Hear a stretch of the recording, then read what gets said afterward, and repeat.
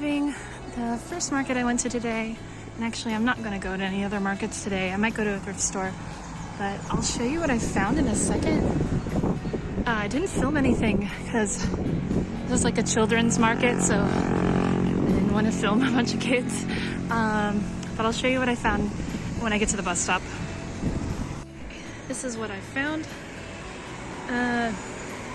This isn't real, right? I don't know.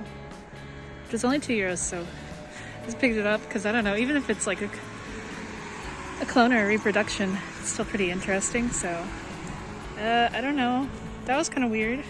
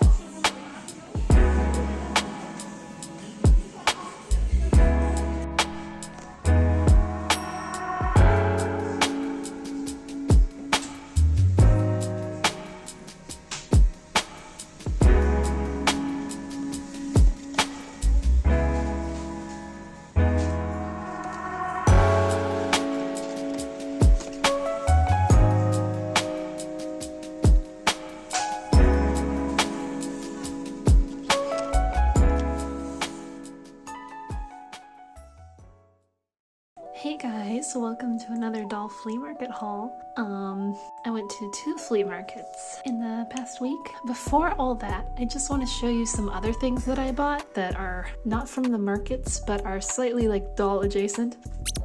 So first, I went to the art supply store and I got these things. I got these very small paintbrushes from the art supply store. I got these because I want to begin doing more repaints and I didn't have any good quality small paintbrushes, so that'll be useful. The next thing I got are these watercolor pencils. I just picked out a few colors that I think will be the most useful. Yeah, I'm excited to use these. I think they should be pretty good quality. I've tried using watercolor pencils from like cheaper stores, cheaper brands, and they just don't have a lot of pigment and it's pretty hard to draw with them, so hopefully these will be better. Excited to use these. And another thing I've been doing is I've been learning how to sew doll clothes. I got these fabrics from another art supply store, and I just have been following along tutorials on YouTube to make doll clothes. This is the first thing I made, then I made this outfit. Yeah, I'm really pleased with how it's coming along. I'm like total beginner, but I think it's pretty acceptable. The back's kind of, don't look at the back. I'll post a link in the description. There's this YouTube channel that I've been using that posts patterns and tutorials for doll clothes. I know nothing about sewing, I just hand sewed these. So even if you have no experience like me, I would give it a try. Just find some fabric, you can cut up old clothes you're not wearing, and just try, because doll clothes are expensive. You can figure it out. You don't have to have a lot of experience, I don't. And I'll be continuing to practice and sew more doll clothes, and maybe I'll show you some of my other attempts in future videos. The next thing I got is something I ordered on Vinted. I've been looking for these kinds of dolls for a good price, and I was finally able to get two for basically what the price of one would be new, including shipping, so it was a pretty good deal. These are Teeny dolls by Dieko. I'm not exactly sure how you pronounce this name. I'm not sure. I sent an email to the company and they haven't responded. I asked them, how do you pronounce your name? But yeah, I'll be doing a review of these in a few weeks. I'm hoping I can maybe find a few more, maybe on King's Day, so I can have a good assortment to review. But these dolls are just, I really like the character designs. I think they're really fun and cute and really unique. I won't be doing like a full in-depth review right now, but I'll just open one up so you can sort of see. Yeah, they're these little wooden figures. But yeah, I'll be reviewing these, so I'm not gonna go in depth with this because I want to save it for its own video. But yeah, there's lots of them. There's lots of these dolls. I'm going to collect some more. Alright, onwards to the things that I got at the flea markets this weekend. Okay, the first thing is probably the most interesting thing that I got this weekend. Yeah, it's a bubble cut, vintage bubble cut Barbie doll. This is not something I was really on the lookout for. I never expected to find such an old doll in really good condition. I've cleaned her up since the flea market, but she was really just dirty. There's nothing else wrong with her. She doesn't have any green ear. Her hair is in good condition. Her face paint is in good condition. The only thing is her body is a little discolored from her limbs and her head. She even came with her shoes, which to my understanding is a little bit rare. These things fall off. I'm pretty happy with her. She came wearing this homemade outfit, which I'm probably not going to keep, but I put her in this little, I think like late 90s or very early 2000s Barbie doll dress, which I think this outfit kind of works. It's a little bit like mod. So I've been doing a bit of research on her because I know absolutely nothing about vintage Barbie. Is that this doll is either from 1964 or 1965. Her being a side part bubble cut is a bit unique because these dolls were only released in Europe and Canada, not in the US. So they're a bit uncommon in the US, but I think are much more available in Europe, where I am located. I wasn't really ever intending to be a collector of vintage Barbie. I don't think I'm ever gonna like seek them out, you know, online or pay large amounts of money for them, but I'm very happy to have her. She's cute. I like her. Hope I can find maybe some more outfits and accessories for her. So the next thing that I got are these little Gosig mice.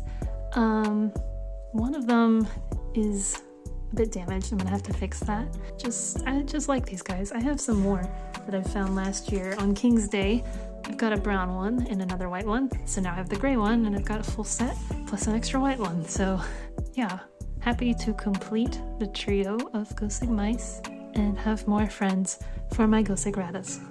The next thing I got are these two Neopets keychains. I think these must be like McDonald's toys or something. I'm not like a huge Neopets person. I've played it before.